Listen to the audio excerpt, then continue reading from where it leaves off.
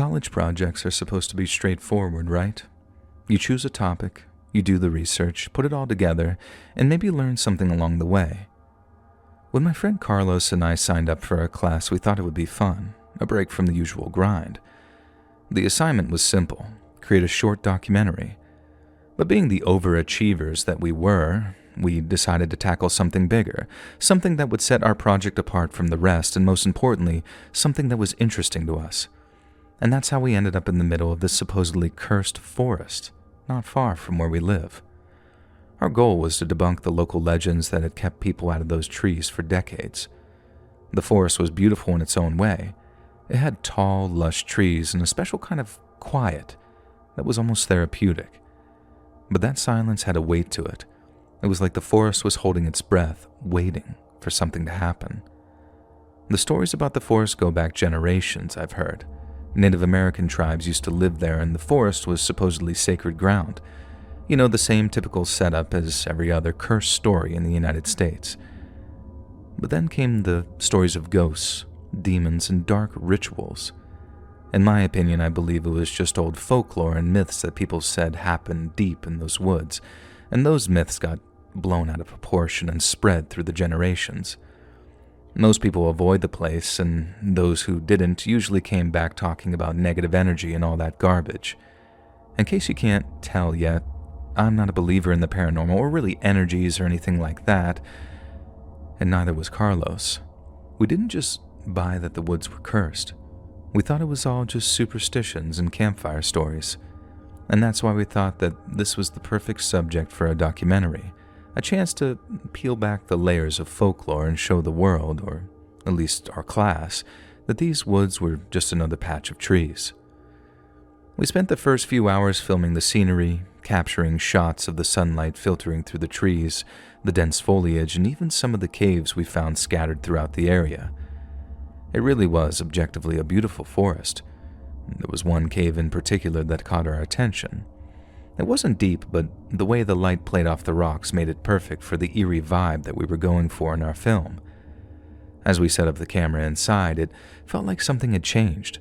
The sun started to shift behind the clouds, and it almost felt like the sounds of nature started to quiet down.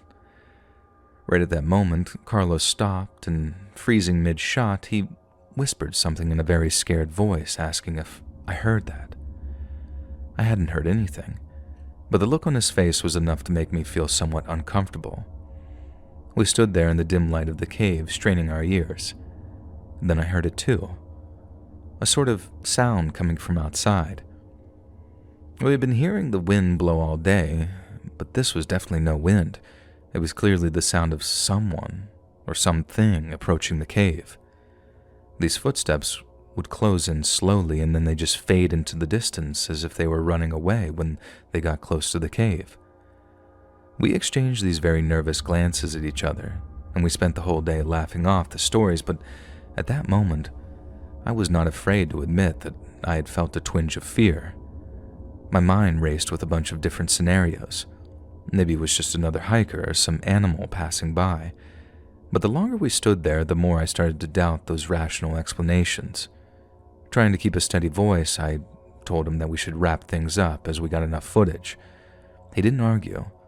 We quickly packed up the camera and gear. We both tried to play it off as if though we were cool, but it was obvious we were both moving pretty frantically. As we stepped out of the cave, the forest seemed darker than it should have been, since the sun had started dipping in and out behind the clouds.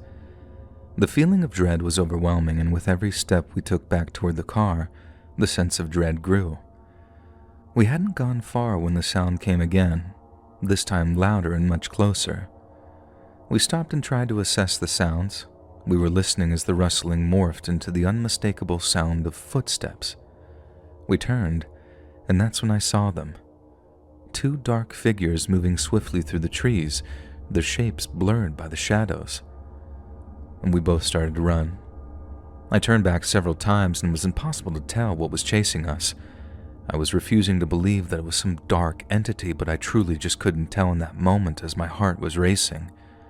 Carlos and I were running awkwardly through the forest, trying not to run into trees or trip on the roots, and it seemed almost like these people were gliding through the trees. The faster we ran, the louder the footsteps grew, until it felt like they were right on top of us. I risked a final glance over my shoulder and got my clearest view of these people. Not only were they still chasing us, but they were closing in very fast. They were clearly human-shaped, but there was something just off about them, something in the way they moved. I couldn't make out any details other than that they were shaped like people. They clearly were dressed in all black, and they moved so effortlessly through the trees. Carlos could see that I was slowing down since I was looking back at these people, and he shouted for me to hurry up, and we made our final push to the car. We practically dove into the car, slamming the doors shut behind us, Carlos fumbling for his keys, his hand shaking, and when he finally turned that ignition on, the engine roared to life. And relief flooded through me until I looked down and saw the dashboard light up with some warning saying, "Tire pressure low." Carlos looked confused but didn't think too much about it. He just threw the car into gear, but the moment we tried to move, the vehicle lurched awkwardly. Our tires were flat, all of them. I stuck my head out the window and saw that the tires looked as if though they'd been slashed, and before we could fully process what was happening, movement caught my eye. I looked up and there they were. It was 3 people, not just 2, emerging from the tree line walking slowly towards us. My stomach dropped as I realized that they were the same blurred shapes that I was seeing before, and these weren't some ghostly apparitions, but actual humans, dressed in solid black from head to toe, their faces hidden behind featureless masks. And these masks looked very similar to ski masks, maybe a shiesty if you're familiar with those. Just complete black though. The car was locked, but that did little to calm the rising panic inside me as they drew closer. Carlos frantically tried to dial for help, but the signal was very weak, and the call continued failing to connect. Finally, Carlos got through to someone. He was screaming for help, giving his location, and then we lost the call again as it dropped. I could see the figures now more clearly than ever. One of them had a more slender build and smaller hands that had glittering nail polish, a detail that should have been insignificant but somehow made the situation even more strange. I almost wish that it was some dark entity instead of a person. One of the people started to bang on the window while the other 2 started to kick the doors and bang on the hood. Their fists continued to slam against the doors, rattling the car with every shot. My heart pounded in my chest as I tried to think and come up with some kind of plan, but the situation was paralyzing. One of them, the smaller one with that nail polish, started pounding harder on the window, the glass beginning to crack with the force. I could hear them laughing, which was just more of a reminder of how horrible this situation truly was. The glass felt like it was going to give. I knew it, and there was nothing we could do. But then, through all this chaos, we saw lights appear. Sirens in the rearview mirror were a welcoming sight for once in my lifetime. These masked figures froze. Their laughter stopped as they turned to look, and as the vehicle was approaching, I was able to make out that it was a park ranger. And without a word, these people bolted back into the woods, disappearing as quickly as they appeared. The ranger pulled up beside us, his face sort of a mixture of concern and confusion as he got out of the car and approached us. He asked if we were okay, and we nodded, still too rattled to speak. The ranger led us to his vehicle, his radio crackling into life as he called for backup, and we left the car behind, the relief of being away from those woods almost indescribable. Now back at that station, a bunch of cops showed up and we gave our statements, detailing everything that had happened. While we were still there, the police finally caught up with one of those people. It turned out to be a large dude with a goatee and a tattoo of a rose on each side of his temple, the stems curling down his cheek and down his neck. Perhaps the worst part of the story is when the officers asked him during questioning why he was doing what he was doing, and apparently he just smiled and said, "Because I could, and I wanted to." His voice contained no remorse or empathy, and he seemed almost happy about it from what they were saying. We never found out who the other 2 weirdos were, never found out if they were part of some gang or just a bunch of sickos, and honestly I'm not sure I want to. The thought of them still out there just lurking in those woods, waiting for their next victims, is enough to keep me awake at night. After all of this, Carlos and I proved that the woods are not haunted. But that doesn't mean that monsters don't inhabit them.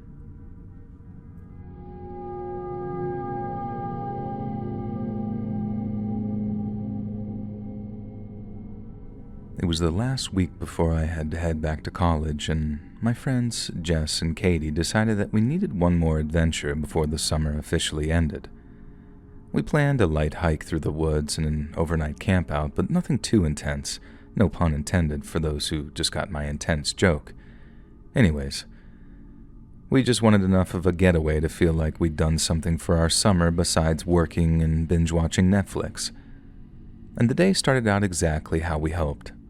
We packed up the car with our gear, grabbed some snacks, and hit the road with music blasting and the windows down. I think we played Wrecking Ball by Miley Cyrus at least 7 times. And the hike we chose was about an hour away, in a spot Jesse's older brother had told us about. It's pretty secluded, he said, but it's beautiful, and you'll practically have the place to yourselves. And that sounded perfect to us. On the way, we decided it wouldn't be a real camping trip without some beers, so we pulled into a gas station to try our luck. Now, none of us were 21 yet, but Katie, with her usual confidence, strode into the store to give it a shot. Jess and I waited in the car, laughing and chatting, but when Katie came back out empty-handed and shaking her head, we knew that it was a no-go. In an annoyed voice, she said, "The stupid guy wouldn't even entertain the idea." And Katie sighed as she slid back into the driver's seat. I could tell that she was slightly embarrassed. Katie wasn't used to hearing no, I guess. And just as we were about to give up on the beer idea, a guy who had been filling up his tank walked over to our car. And he looked normal enough. He was of average height and a little scruffy, maybe in his mid-20s. He was wearing this nice purple flannel that didn't look ragged or gross. Most noticeable, though, was that he had this friendly smile, but something about the way he was so quick to approach us set off a tiny alarm bell in my head. In a deep and almost bellowing voice, he says, "Hey," and then he started leaning down to Jess's window. "Saw you had some trouble in there. Need help getting something?" His tone seemed casual, but his eyes were all over each of us, lingering just a bit too long for comfort. Katie, always the bold one, jumped at the chance. "Yeah, could you grab us some beers? We got cash." She handed him a 20 and he nodded, smiling. "Sure thing. What do you want?" Still, something about his handsome smile was just off to me. Katie continued talking to him, and I tried silently communicating my unease with Jesse and Katie, but it was just too late now. The guy was already walking into the store. When he came back out, he had a case of beer in one hand and the change in the other. "Here you go," he said, handing it all over with that same smile. But then he hesitated like he was waiting for something. "Thanks, man," Katie said quickly, grabbing the beer and giving him a sort of little wave, and Jess started the car, and before the guy could say anything else, we drove off. As we pulled out of the parking lot, I glanced back and saw that he was just still standing there, seemingly watching us. That was weird," I muttered, but Katie brushed it off by saying something like, "Oh, relax, he's just being nice. We got our beer, didn't we?" And the drive to the trailhead was uneventful, and soon we were out in the woods, surrounded by tall trees and the sound of birds. The hike was gorgeous, just like Jess's brother had said. The path wound through the trees with sunlight flittering through the leaves, and we were laughing, taking pictures, and enjoying the peace that came with being away from civilization. But as the day wore on, I started to feel a little uneasy. Every now and then I thought that I heard something. Simple things, like a twig snapping, the leaves rustling, or the sound of a sudden shifting in the distance. But whenever I turned around, there was nothing there. I told myself it was just the usual sounds of the forest because, honestly, they were. No matter what I told myself, I just couldn't shake a certain feeling. And by the time we set up camp, the sun was finally setting and our little corner of the forest started to get dark very fast. We built a small fire, roasted some marshmallows, and cracked open a few of those beers that we almost didn't end up with. Jess and Katie were having a blast, and on the surface, I appeared to be having a blast as well as I continued trying to ignore the creepy darkness around us. While we were sitting around the campfire, it was Jess who first mentioned the sounds out loud. "Do you guys hear that?" she asked in a low voice, almost a whisper. "It sounds like, I don't know, like someone walking around out there." Katie was quick with a response saying, "Come on, it's probably just animals." But even she didn't sound entirely convinced. We all sat there, listening intently, but after a while the noise stopped and we tried to shake off the uncomfortable vibe that was surrounding the fire now. Eventually we crawled into the tent, snuggled into our sleeping bags, and tried to get some sleep. But sleep didn't come easily. The sounds outside started up again. It was faint, but at least to me the sounds appeared unmistakable. All those twigs snapping and the leaves rustling sounded a lot like bipedal footsteps. And my heart was pounding, and I could tell by the way Jess and Katie were shifting in their bags that they clearly were awake and hearing it too. After what felt like hours of just lying there, eyes wide open in the dark, I decided I couldn't take it anymore. The fire had died down before we got into the tent, and I wanted to make sure that it was completely out by now. I whispered to the girls that I was stepping outside for a minute, and they seemed to agree silently. I unzipped the tent and stepped out into the cool night. The woods were pitch black except for a little glow of the embers from our fire.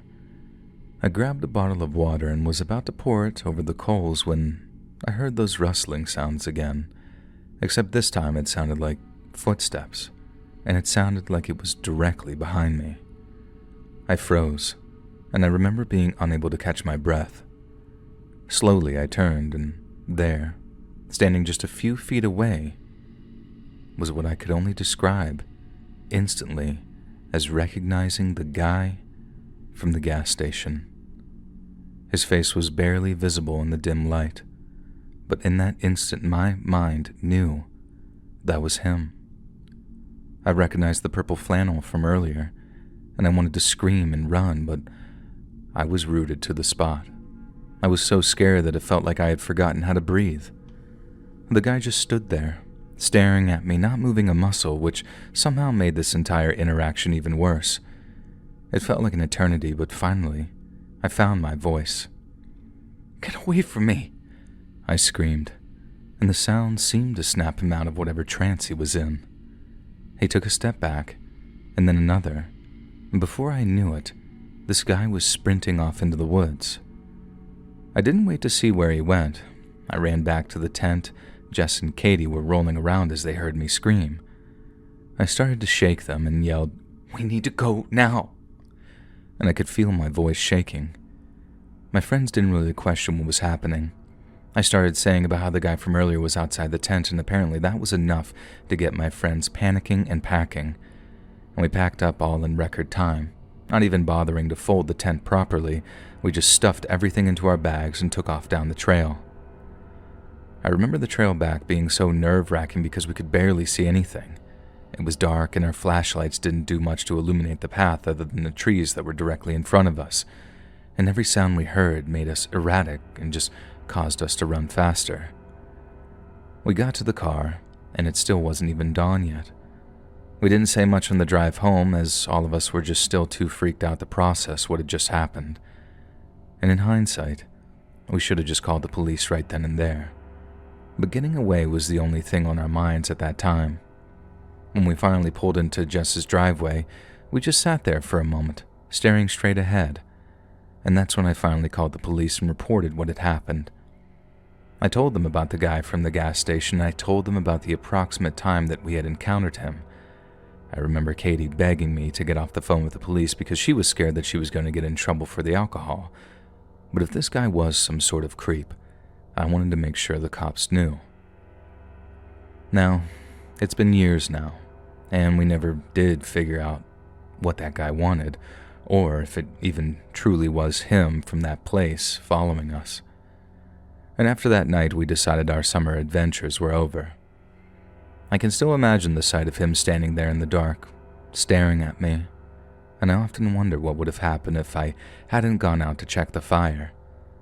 Not that it's the most reassuring thought, but I also hope that this man was just a peeping creep, and not something way, way worse.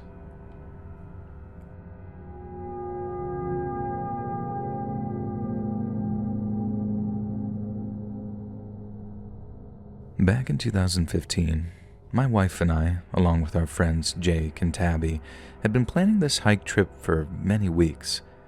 We all worked together, and it was rare for us to get a long weekend off at the same time, given that we all have such drastically different jobs. So when the opportunity finally came, we jumped at it, and the plan was to head out early Saturday morning and spend the entire day exploring the wilderness. We'd mapped out a trail that promised stunning views, and we were all eager to disconnect from the world for a while. The drive to the trailhead was peaceful. The sun was just starting to rise, so the entire drive had this very amazing orange color, and we were laughing, swapping stories, and enjoying the early start. But as soon as we arrived at the trailhead, our excitement took a hit. The sky darkened almost instantly, and within minutes, it started to downpour. It was raining so hard that you couldn't even see anything in front of you. We hoped it was just a passing shower and decided to wait it out in the car. We'd already made the drive there. We weren't about to turn around and drive home already. The rain pounded against the roof and the windows fogged up with our breath. It wasn't the start that we'd imagined, but we were determined to make the best of it. And after about 20 minutes, the rain let up, leaving behind a very misty and overcast day. We debated whether that we should continue the hike, but the trail was calling us, and we didn't want to waste any time. So we grabbed our gear and headed out. We didn't get very far before the rain started again, this time even harder. It was like someone had turned on a faucet and we were drenched within seconds. We ran back to the car, laughing and cursing at the same time, trying to shield ourselves from the downpour. But as we reached the car, we saw something that made us all stop in our tracks. Standing next to the SUV was a young woman. She was soaked to the bone, and her clothes clinging to her thin frame were like rags. She looked like she had been through hell, and her hair was matted and her face was covered with seemingly dirt. And at first I thought maybe I was seeing things because of the rain, but no. She was definitely real and standing directly next to my car. Even more creepy was that she appeared to be looking into the windows. Now, without even thinking, I shouted something out like, "Hey, get away from my car!" That was more out of fear than anything else. It was instinctive, and I just felt like I had this rush of adrenaline that was telling me something wasn't quite right. She didn't move, though. She stood there, staring at us with these very hollow eyes. She had that look like a deer gives you in the middle of the woods when they're just sort of standing there like statues. Before I could let out another angry scream, my wife held me back and said to me in a very concerned voice to wait and hold on. She even said that she looked kind of hurt. Now, Jake and Tabby were silent, unsure of what to do. I didn't want to let this stranger into our car, but I couldn't ignore the fact that she might be in serious trouble. And so, against my better judgment, we all piled into the SUV, with a woman sitting behind the front passenger seat and my wife in the middle seat in the back trying to comfort this woman. The car was cramped, the windows fogged up again from the sudden influx of bodies, and you could just feel the tension in the car. It went from a fun hiking trip to now dealing with a strange and potentially hurt woman in the middle of nowhere. The woman didn't say much. In fact, she didn't say anything at all, and she just sat there, shivering and staring straight ahead. My wife thought that she looked like she was maybe in shock, and she started to assume the worst. The woman had makeup running all down her cheeks, and was impossible to tell if that was from the rain or crying, and we tried to ask her where she was from and what had happened to her, but she didn't respond. I kept glancing at her in the rearview mirror, trying to read her expressions, but there was nothing there, just this sort of vacant look. The lights were on, but clearly nobody was home. Jake suggested that we should get her to the nearest gas station and call for help, and we all agreed. There was no cell service out here, so that was our best option. I started the car and we headed down this muddy road, The windshield wipers were working overtime to keep the rain at bay. Now, I know it's easy to say this now, but something just still wasn't sitting right with me. I know this was a tense situation, but that's not what bothered me. The way she just sort of appeared out of nowhere, her silence, with the way she didn't seem to be fazed by the cold or the rain, that's what bothered me. It was clear to me that this woman had issues, and it was impossible to tell if she was dangerous or just truly shaken up about something. I could tell my wife and friends were trying to stay calm, but I could feel the discomfort they all felt, especially Tabby. We were about 2 minutes from the gas station when the woman suddenly started to scream. And not just a little scream, but it was a loud, high-pitched, guttural sound that startled me so badly that I started to lose control of the car. She thrashed around in the back seat, hitting the windows and the seats, making it impossible for me to regain control of the vehicle. I tried my best to at least keep the SUV on the road, but the road was slick, and before I knew it, the car veered off the road and into a ditch. The car now having come to a sudden stop, and for a moment, everything was silent except for the pounding of the rain. We were all trying to catch our breath, trying to make sense of what just happened. But then the woman just starts cackling. It was this cold, empty laugh that was kind of bringing us back to reality. She was howling in laughter. I had a minor scrape on my forehead from hitting my head on the steering wheel, but everyone else appeared to be physically okay. And before anyone else could say anything, Jake just shouted at her, "What the hell is wrong with you?" And this woman's insane laughter came to some abrupt end. She pulled out a small blade from the inside of her shirt. It looked like a box cutter from where I was sitting. She put her left elbow into my wife's neck and then held the blade with her right hand to Tabby's neck. She said, "Give me all your money now." It was one of the most unsettling parts about this nightmare that was unfolding. It was that there was no trace of fear in her voice, only a sick sort of satisfaction. And we didn't argue. We just threw down whatever cash or whatever else we had, as we were all too scared to do anything else. My wife started crying. Jake was cursing under his breath, and I was just trying to keep it together for everyone. The woman grabbed the money, opened the car door, and just started sprinting into the rain without looking back. We sat there in silence with only the back seat door open, and after a few seconds I started the car again, and my wife closed the door and we drove the rest of the way to the gas station. We reported this incident, but by then, obviously, this crazy woman was long gone. The police took our statements, but it was clear that they didn't expect to find her. To this day, I have no idea who that woman was or where she came from. I thought maybe she was a meth addict or something, and I remember for a while after that I was looking up crimes in the area, but I never found anything that even remotely fit that description. All I know is that we were lucky to get out of that situation alive. This was one of the worst experiences of my life, and even though I was happy to get out physically unharmed, I still think about it, and it makes me sick knowing that somewhere out there, that wild woman is most likely terrorizing someone else.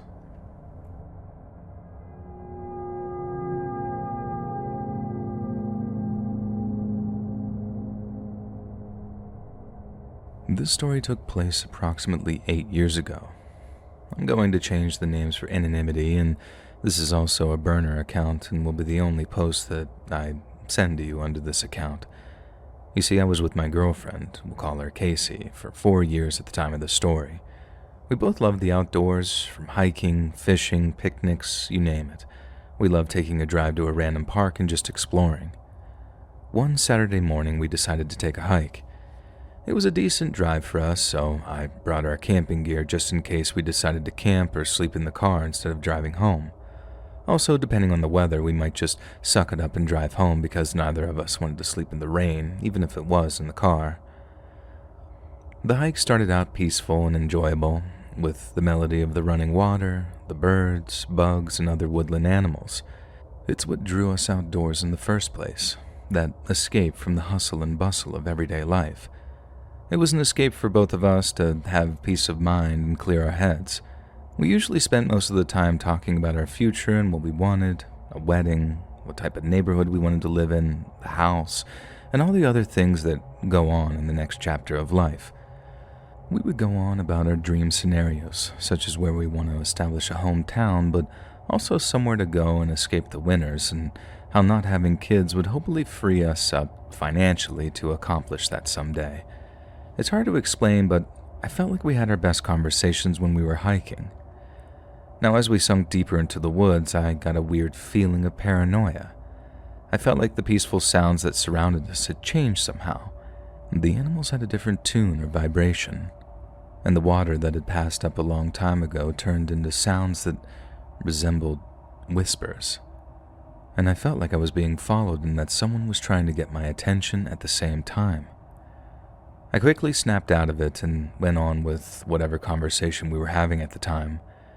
I started getting tired and asked if we could take a break. I was surprised that I needed a break and figured that I just didn't have enough water that day, being dehydrated. After the break, I noticed a shift in Casey's mood and mannerisms. She seems way more quiet than usual and grumpy. I brushed it off and assumed that she was probably just tired as well, and I tried to continue a positive topic of conversation to cheer her up. Not long after she turned grumpy, she then turned into an outright jerk.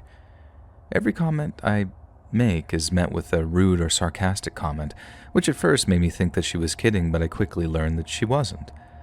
I asked her if she wanted to turn around or take a break or just continue quietly, anything to try and get a gauge of how I could make the situation better. But then we hit a very silent phase. She wouldn't communicate with me at all. I started trying to recall if I did or said anything that would have made her upset, but I honestly couldn't think of anything. Then as we get about as deep as we wanted to go on our hike, Casey has an absolute manic breakdown and begins screaming and crying at the same time. As I try to approach her to ask what's going on, she becomes violent, starts flailing her arms, one of which actually makes direct contact with my temple and knocks my glasses off. Now, I'm pretty much legally blind without my glasses, so needless to say that I need to quickly find them or I can't see anything.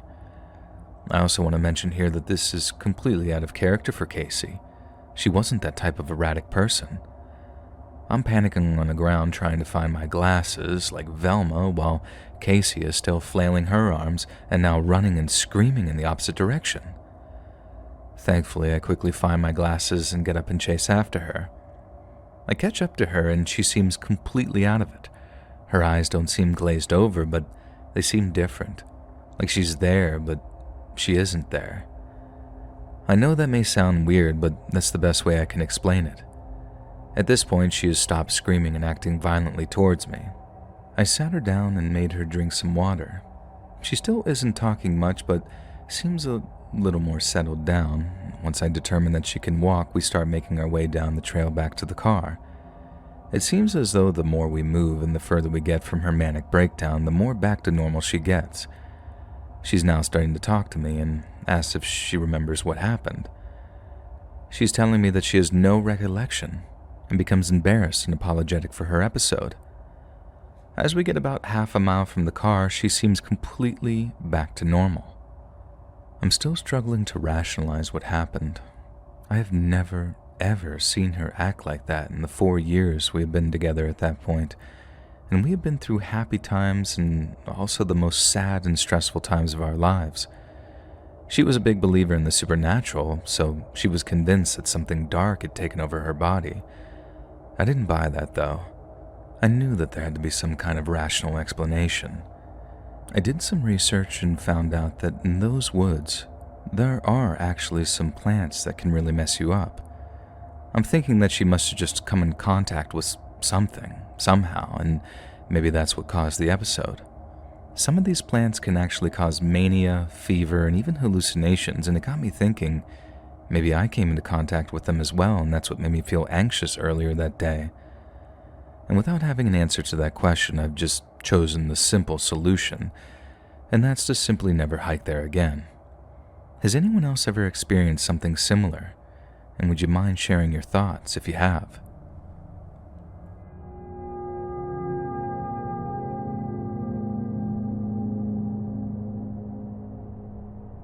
Some of my fondest memories as a child are my mother taking me to Girl Scouts. It's funny how certain things stick out over others. I don't remember the cookies, but I remember my mom putting the badges on my uniform. I'm not sure if specific things stick in my memories more than others because I lost my mother, and this was one of the main activities we did together, or if it was my passion and eagerness for learning as a young girl. Either way, the Girl Scouts has always been a big part of my life. Into adulthood, I have been a consistent volunteer, even though I have not yet been blessed with children of my own to share these experiences with. The story I'm sharing with you all today is one that I haven't ever put down on paper, and so please bear with me while I do my best to tell you it. It was one of the annual camping trips for the troop where we would have food, activities, hiking, and a number of other things to keep the girls occupied. I always helped with food and some of the arts and craft type of activities. I would use my own money to purchase snacks and approved food items and try to research something fun for the kids to do if they didn't want to participate in some of the more woodsy options.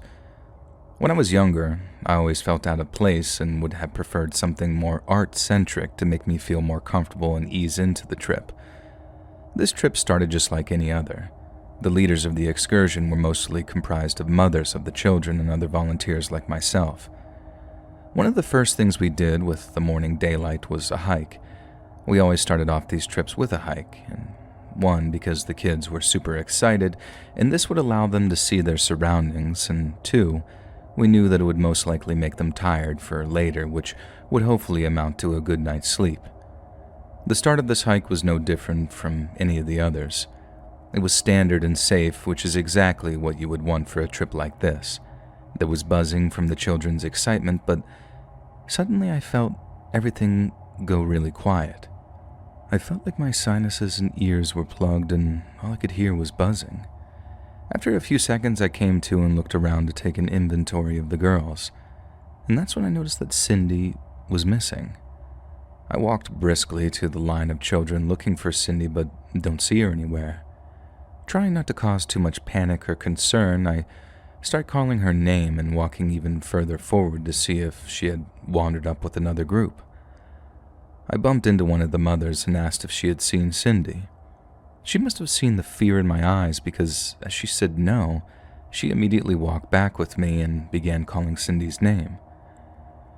It had been a few minutes now and we had alerted everyone walking to stay still as we did an inventory to find Cindy and see if anyone else was missing. I estimate about 5 minutes had elapsed and real, genuine terror was beginning to set in. We were considering contacting the authorities to say that a child was missing. And just as we were getting ready to call, we found Cindy, nonchalantly walking a little bit off the trail in the woods. I ran over to her to see if she was okay, and she seemed completely fine. I took inventory of her, and she looked okay and didn't seem scared, startled, or even a bit out of place. I held her hand, and a few people yelled to all the girls to stay in a single file line and not wander off as we proceeded back to camp. Now, Cindy was normally the shy, quiet type. She was humming and making a lot of conversation with me, which was completely out of character for her. I playfully asked her what put her in such a good mood, and she said, "The friend I made in the woods. They warned me about the man in that red cave." I paused. Really confused, I asked, "What do you mean? Who did you meet in the woods? Did anyone touch you? Did they hurt you?" She just kept looking at me with this really strange smile, saying that she had made a new friend and that they were nice and wouldn't hurt her. Everything always went back to staying away from that man in the red cave. At this point, I was getting goosebumps, prickles on my neck. I don't remember what else I asked or her exact responses. I was just making sure that she was okay and hadn't really encountered someone in the woods that would put her or others in danger. I started to think to myself, had she really seen something, or was her imagination just running wild with the intrigue of the limitless woods around us? I had trouble getting comfortable that night, falling in and out of restless sleep thinking about some man in a red cave. Nothing of further incident happened that weekend, thankfully, and everyone went home safe and happy. I had eventually put the experience deep out of my mind to where it had been years since I had thought about it. And that was until we returned to that same forest to do another camping retreat. Initially, I didn't remember until a night when I was sitting outside again having trouble sleeping, and I saw a little girl getting up. I asked if she was okay and if she needed to go to the bathroom or needed help with anything. She said she was fine and was just having trouble sleeping. I told her that I too had trouble sleeping, and sometimes it's difficult to get rest when we aren't at home in our own beds. She said that that wasn't the problem. She said she was having bad dreams. She said her friend kept waking her up to tell her that she needed to go see the man in the red cave. And my heart sank. I actually temporarily lost hearing in that moment, and I asked her, "Who was the friend asking you to go to the red cave?" And she couldn't articulate, so it was hard to discern if it was someone in the tent waking her up and telling her, or if she was really just having a bad dream. But hearing about the man in the red cave again, after all these years, that couldn't have been coincidence. I put the girl to bed and told her to let me know if she was woken up again. I didn't hear from her for the rest of the night. I also didn't sleep at all that night, not even 5 minutes. I went home the next day and I have never returned to that spot again.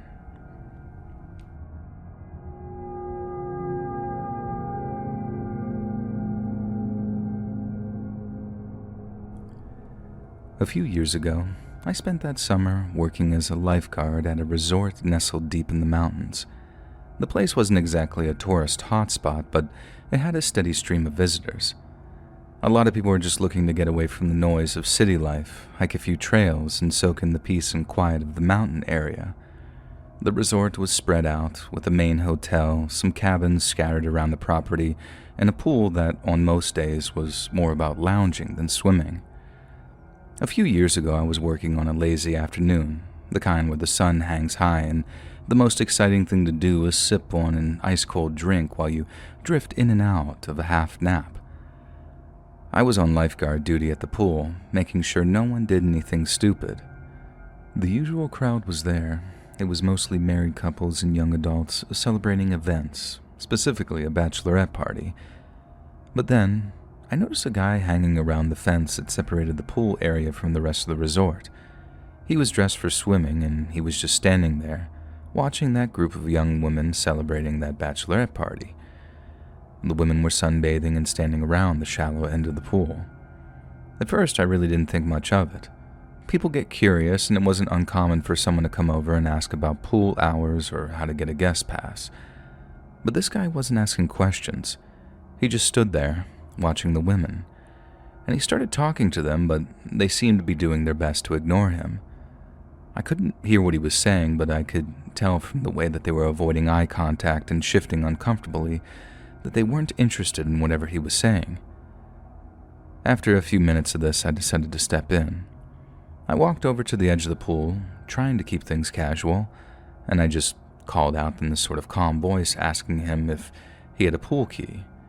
And the guy turned to look at me, and his face was just sort of expressionless.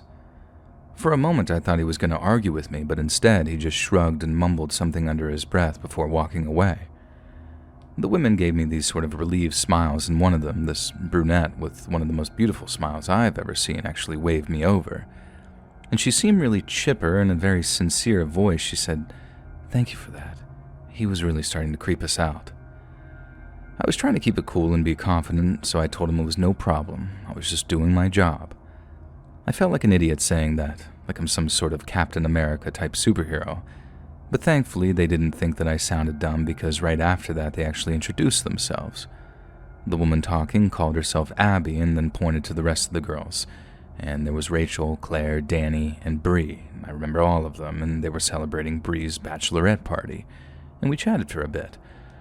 They were staying in one of the cabins for the weekend, and as it turned out, they were planning a little get-together that night. And they invited me to join them, and being a single guy with not much else to do, I figured, why not? And later that evening, I headed over to their cabin. The sun was setting and the temperature was drastically cooling down. The cabin was cozy with a small porch and view that overlooked the woods. Inside, the girls had set up drinks and snacks, and music was playing softly in the background. It was just the six of us, and the vibe was relaxing and very easygoing. I guess they did invite a few more guys that they had met early in the afternoon, but I was the only one who actually showed up. Now we talked a bit and laughed, and after a couple of drinks, some of the girls started to get a bit adventurous. Bree, the one friend, suggested a night hike. I wasn't really thrilled about that idea, but I didn't want to be a killjoy, so I just went along with it. Not because I was scared, but because I worked there. I know what kind of animals lurk in those woods at night, and I'm not a huge fan. But we grabbed some flashlights and headed out into the woods, sticking to a trail that looped around the resort. As we walked, the usual nighttime sounds surrounded us. There were loud crickets, the occasional rustling of leaves, typical forest sounds. But after a while, I started hearing something else too. It was quiet at first, like someone was walking at a distance behind us, but every time I turned around, I saw nothing but darkness. Eventually, Abby looked visibly scared, and very nervously she asked if we had heard anything. Now we all stopped, listening intently, and there it was again. It was like erratic and rapid movements somewhere nearby in the darkness.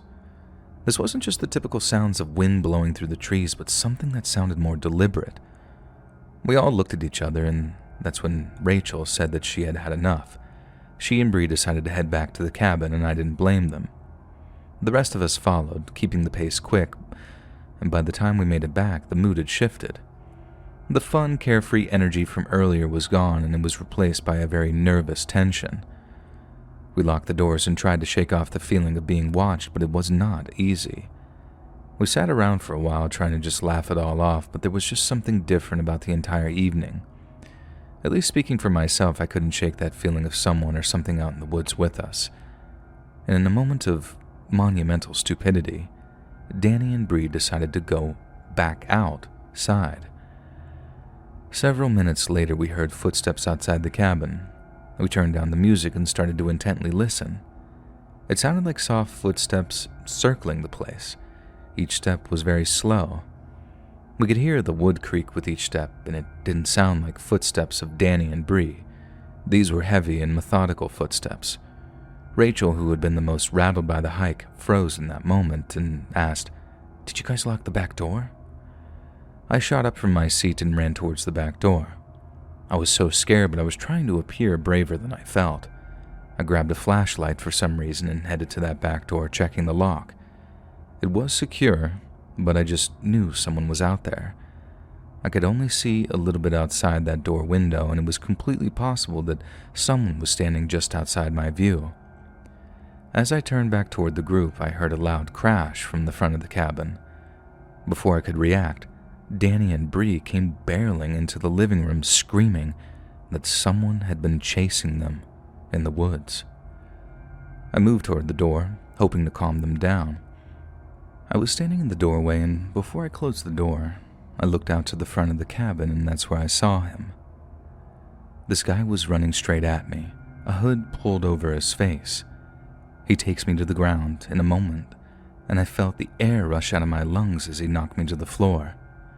He was strong, stronger than I'd expected, and he was reaching for something from his waistband. I couldn't tell what it was, but I assumed reaching back there for something wasn't good for me.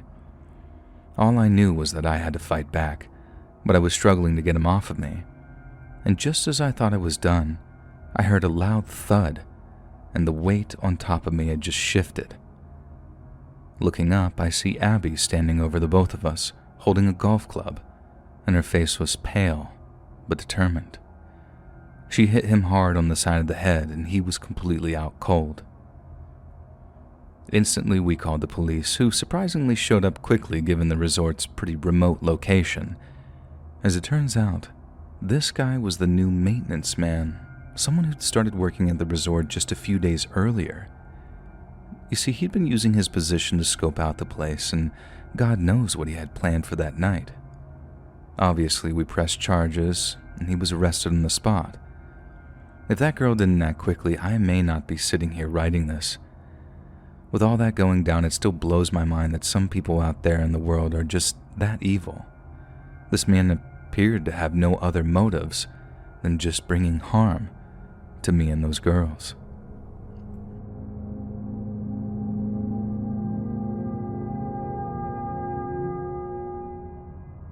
My now ex-boyfriend, current boyfriend during the story, who I'll just call Roger, and I tried to travel and take trips as much as possible. We loved exploring new places and getting away, even if it was for just a few days. And now with that said, we are pretty big introverts and like doing our own thing. When we hike or camp, we like to do so in secluded areas and not be in crowded camping sites or trails where you are literally shoulder to shoulder with other people.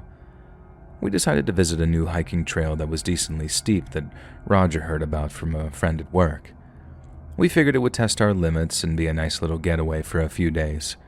We have a huge tent and some other amenities to make ourselves comfortable, and I was actually pretty excited to get away.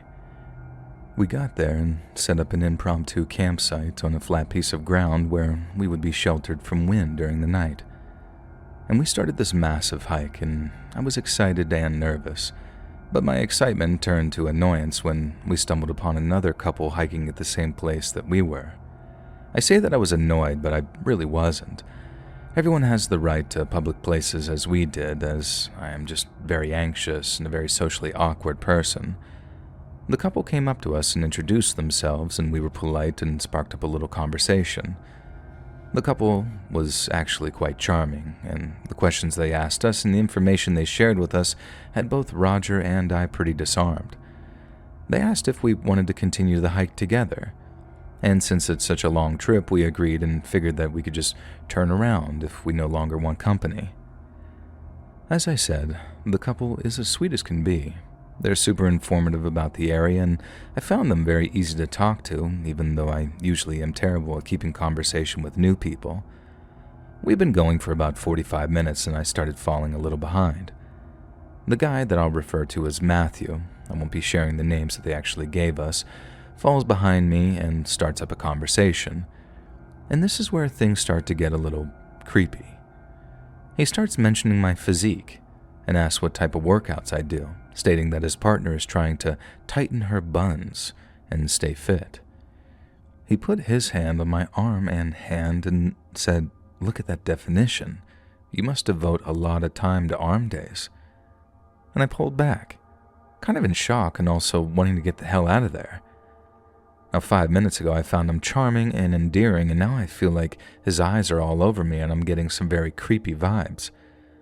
I catch up to Roger and try and whisper the gist of it to him, and he lets me know that the girl has also started being really weird and made a comment about his package and made sure to say that she wasn't talking about the backpack. Thoroughly creeped out at this point, we decide to just head back and thank them for their great conversation. Thankfully, they wanted to finish the hike and we could just get out of there and back to our campsite. After having a bite to eat, I realized both my bracelet and ring were gone. And I was racking my brain on how the hell I lost them. I never take them off, but it wasn't likely at all that they would just fall off. And then after 15 minutes of looking in my bags, I stopped dead in my tracks. I leaned over to Roger and said, "Matthew touched my arm and hand on the hike when he was complimenting my definition. Do you think he could have swiped it without me noticing?" And we weren't sure, and Roger told me that he would head back up in the morning and see if he saw anything on the ground. We went to bed early knowing that we were going to get up early and try to find the lost jewelry and head home. In the middle of the night, I awoke to the loud sound of a snapping branch and what felt like whispering or something. In that moment, I finally came to and shook Roger and woke him up and must have heard it as well. At that moment, he put a finger over his lips to tell me to keep quiet as he quietly unzipped the tent to take a look. The next thing I know, he's yelling, "Hey, what are you doing over there?" It was the couple from earlier. They said that they had stumbled across our area and wanted to wake up whoever was there because they saw a bear and were fearful that it might attack the site. Roger said that he appreciates that info, but that we're all set. And then Roger came back to the tent and put his finger over his mouth again. He kept his eyes directly on the window of the tent and didn't speak for about 5 minutes. He then looked at me and said, "Grab everything you can and get in the car." I went to speak, and he just repeated the same phrase. We got out and grabbed as much stuff as we could, He even grabbed the tent and began stuffing it still half together into the truck. And we just peeled off once we had the essentials and I finally got an answer out of him as to what was going on. He goes on to say that the Matthew, the guy from earlier, seemed to have a knife in his hand and another one holstered when he got out of that tent. And he said he didn't feel safe with us staying there and wanted to leave as soon as possible. Once we got home and began to shake that terrible nightmare from our minds, I decided to actually look up those couples' names on Facebook. Now, the only thing I could find was that those same two names were the names of the couple who died on a camping trip a few years prior. And no, this isn't some ghost story. There was a photo of the couple who had tragically passed, and they were not the two people that we saw. For what malicious reasons were they using these fake names, though? Was it just to steal people's stuff? Or something worse? I'm glad that we got up and left right away, or we may have found out what their true intentions were.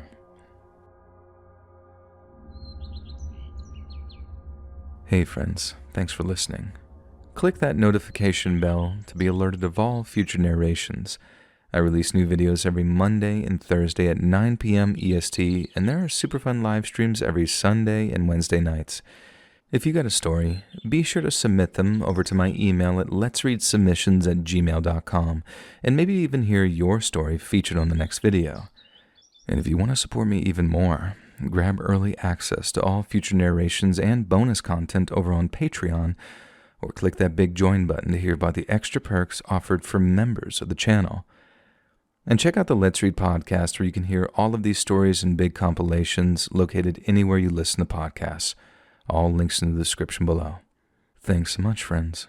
And remember, redeem your coupon for a full-grown pizza.